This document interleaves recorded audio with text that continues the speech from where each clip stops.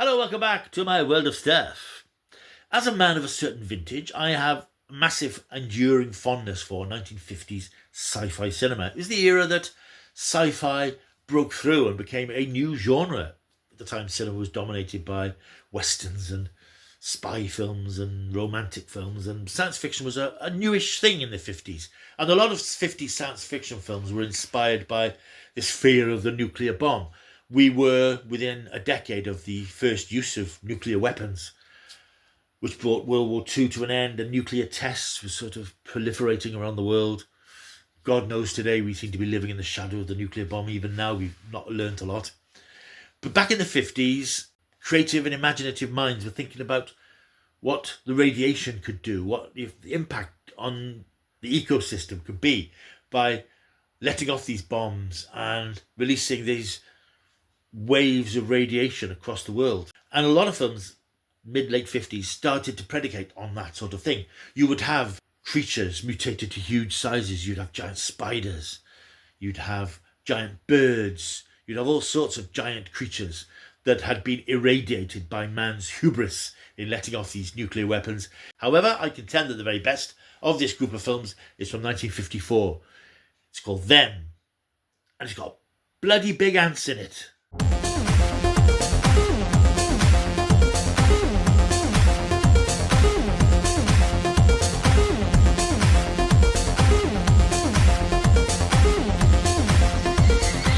Hello, welcome back to another retro sci-fi classic, and I think that Them is one of the great 1950s sci-fi films. It's a masterpiece in economic storytelling, exciting imaginative storytelling, and as I said in the intro, it builds itself upon this idea of what have we unleashed with nuclear weapons, and there's several lines of dialogue in the film sort of saying, what have we done? Have we opened the door into our own destruction? Because at the time, nobody really knew what the effects were of radiation. As I said, we'd had the bombs that had brought World War II to an end. We'd had nuclear testing around the world. But nobody really knew what damage was being done to the ecosystem, what damage was being done to the flora and fauna that inhabit our planet, that we share our planet with. And films like Them appear to be cheap, catch-penny, lurid science fiction films with giant monsters in them. But at the core, they do ask that question, do we have the right to do what we're doing? Do we have the right to inflict this sort of damage upon the world we live upon? And I kind of thinking in this particular film, do we have the right to corrupt nature in this way? Because the creatures in this film, and all these films of this type, the creatures aren't necessarily evil. They're not bad. They are just doing what they do in their microscopic world when they've been blown up to enormous proportions thanks to mankind's meddling.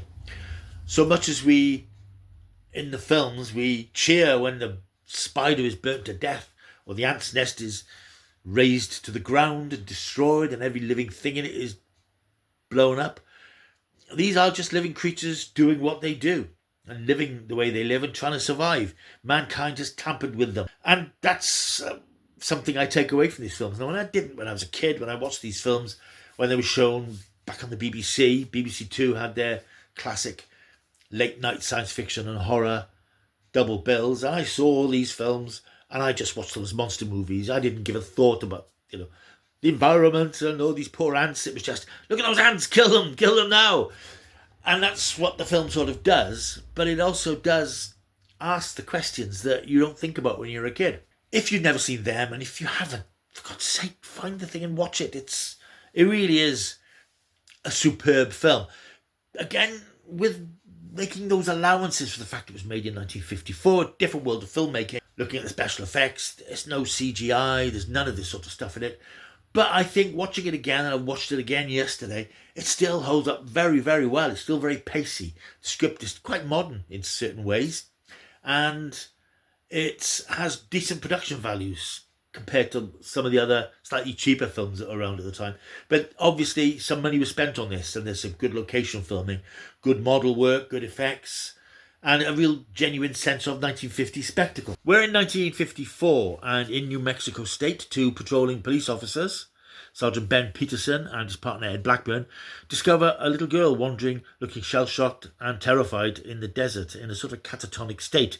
She's in an area called Alamogordo, which is in fact historically site of one of the earliest nuclear bomb tests. I think it's the Trinity bomb back in the 40s. Shortly afterwards, they take her into custody and try to get her looked after. They discover a travel trailer which has been devastated and torn to pieces, and the owners are missing. Later on, they go to visit a local general store to see if the storekeeper knows anything about what's happened. They find the place devastated and torn apart, and they find the owner of the store dead and mutilated. Something's not right out here, and the police have called in the FBI, and their agent, Robert Graham, calls in the assistance of a myrmecologist, Harold Medford, and his daughter, Pat. They're sent in by the Department of Agriculture to assist and find out what's going on out there. Professor Medford, who's a slightly dotty, eccentric professor type, he exposes the young girl who's in hospital to formic acid, which terrifies her, and she starts screaming out, "Them! Them!" which of course leads us to the title of the film. The party set out into the desert to try and find clues as to what's out there. Pat wanders off and is menaced by a giant ant, a massive giant ant, which looms up over the sand dunes, making this strange chirruping call.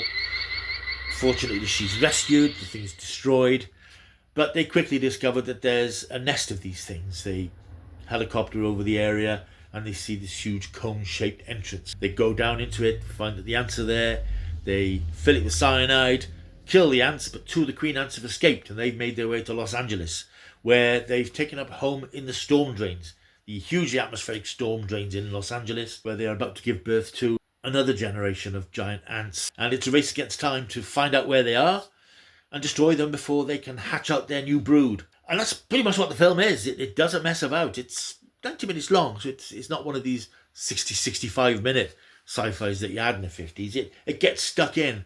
But what makes the film work and what makes it so memorable is one that I saw it when I was a kid. And it is one of those films that has stayed with me. And I often talk about how the things you watch when you're young will stay with you. And how, quite recently, when I watched The Goonies, I had never seen that film from the 1990s. And it completely passed me by then. And it made no impact on me now. I think with certain films, you sort of needed to have been there. I wasn't there in the 50s when this came out. But I saw it in the 70s. And this is in the days before CGI and massive big budgeted special effects films, and it's just captivated me, and it still does. The effects are great for the time. There are these giant ants that were built for the film. I don't know how many they built, but they're pretty realistic and they move realistically, and they look huge. They have a heft to them that CGI doesn't have. And they look, because they're there, they're actually there on the set, and their proboscis are sneaking out and attacking people, and people are being grabbed by them, and they're in the same shot with the actors. Works incredibly well. And the acting is terrific. I'll talk about the cast in a moment because it's a very distinguished and interesting cast. And the pace of it is really good. It takes a few minutes to sort of get into its groove, but it doesn't mess about. The very first scene is the two officers out in the desert. Little girl, what's going on? It's a bit weird.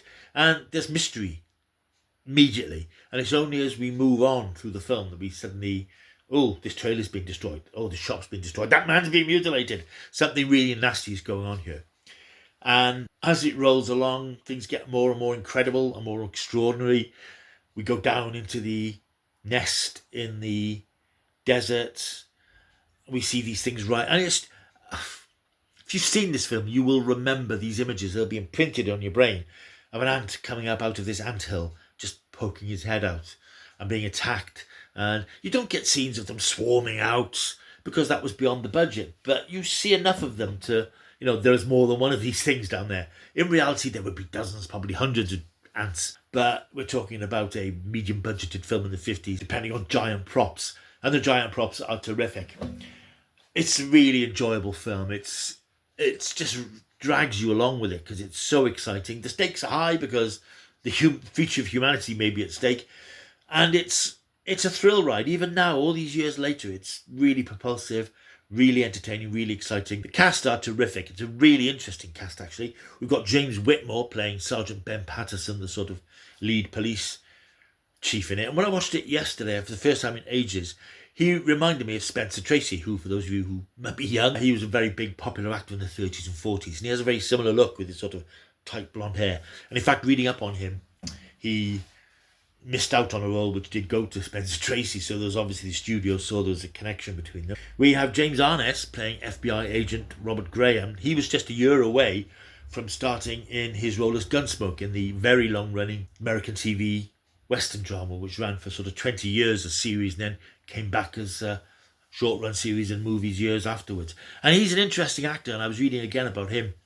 He did lots of bits of business, as I think they call it, when the camera wasn't on him. There's an interesting scene where people are exploring the storm drains and he sort of stops to pull up his socks. He did things that drew attention to him when he wasn't front and centre in the camera. Interesting acting technique. The star of the show, though, for me, is classic actor Edmund Gwynn. He's best known at the time as Kris Kringle in the original version of The Miracle on 34th Street. Here he plays Dr. Harold Medford. He is this dotty scientist. Not a comedy character, but he has slightly bumbling sort of ways, and he's a bit fussy and fusty. He's accompanied by his daughter, Pat Medford, played by Joan Weldon, an actress who didn't do a great deal after this film. And as is often the way in these 1950s science fiction films, the woman turns up, and all the men are looking at her as if, wow, never seen a woman before. Look, I can see her ankle. It's quite amusing, that sort of nod towards femininity that these films would include. But it always ended up with the male characters leering at her, and eventually there's an unlikely romance develops between the female lead and the male lead. But it's Edmund Gwynn who really tickles me in this, because he has that sort of dotty boffing feel to him. And there's one particularly good scene where they're in the helicopter travelling over the deserts, and he doesn't know how to use the radio unit. He wants to talk to his daughter who's in the other helicopter. And it's just a bit of business between him and James Whitmore, where he's trying to use the communications device and he's trying to talk to her, but he doesn't say over and over and out. And James Whitmore's character is getting more frustrated. You've got to say over and out. You've got to say this. And the professor's getting more exasperated with all this trivia, which is in the way of something much more important.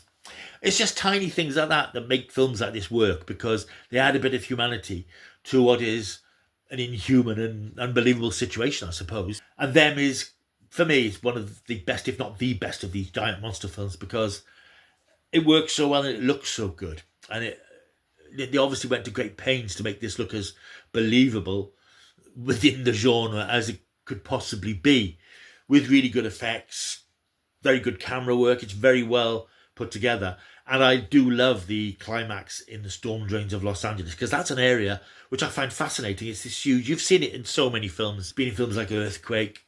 It was in, I noticed it in that film In Time with Justin Timberlake a few years ago. It pops up every now and again in the background. And it's this sort of ravine that runs through parts of Los Angeles. And it is, as its name suggests, a storm drain where storm waters pour out through tunnels. And you've got these little tunnels dotted along the sides of the walls. And it's just a fascinating sort of place. And it is the sort of place that you could imagine giant ants hiding away to nest and breed. And I always remember those scenes of the trucks driving through the storm drains, and there's sort of puddles of water and the soldiers piling out and going to the tunnels. It's very, very well done. It's quite eerie and quite creepy. And then the giant ants sort of rise up and do their thing. It's a great fun film. If you've never seen it, I really advise you to take a look at it. And I think it sets out its store when you have that introductory scene with the girl. And then, although it's in black and white, it was planned to be done in colour, in 3D, I think. But in the end, it was made in black and white.